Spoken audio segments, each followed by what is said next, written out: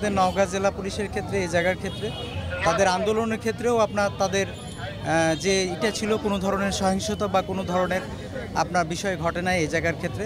এবং আমাদের পুলিশের তরফ থেকে পুলিশের আপনার কোনো পুলিশ সদস্য বা পুলিশের কোনো স্থাপনা বা পুলিশের কোনো লজিস্টিক্সের ক্ষেত্রেও কিন্তু আপনার কোনো ধরনের আমাদের ক্ষয়ক্ষতি হয় না। তো আমি খুবই আশ্বস্ত বোধ করি যে এটা আপনাদের এই নওগাঁর যারা জনগণ রয়েছেন, যারা নওগাঁর আপামর সবাই আমাদেরকে এই জায়গার ক্ষেত্রে সহযোগিতা করেছেন। কারণ অবস্থানগত কারণেই একটা হয়তো ভীতি বা একটা এই জায়গায় গোটা দেশে আপনার তৈরি হয়েছিল, কিন্তু নওগাঁ জেলার ক্ষেত্রে কখনোই আপনারা এটা হতে দেন নাই। তো আমি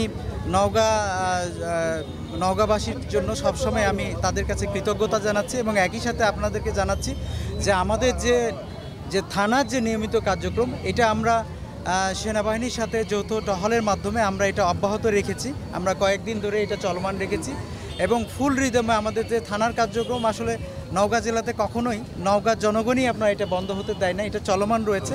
আর আমাদের একেবারে ইন্টেন্সিভলি মাঠ পর্যায়ে সব ধরনের আমাদের পেট্রোল ডিউটিগুলো এগুলো আমরা অপারেশনাল আমাদের চলমান রয়েছে।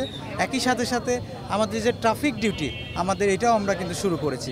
তো আমি আপনাদেরকে আশ্বস্ত করতে চাই, আমরা বলতে চাই যে নওগাঁর জনগণের জানমালের নিরাপত্তা বিধানের জন্য সর্বোচ্চ অগ্রাধিকার দিয়ে আমরা কাজ করে যাচ্ছি এবং কাজ করে যাব। আমাদের প্রতি আস্থা রাখতে পারেন, আমাদের প্রতি আমরা জনগণের জন্যই রয়েছি এবং জনগণের জন্যই আমরা কাজ করব। সকলে ভালো থাকবেন।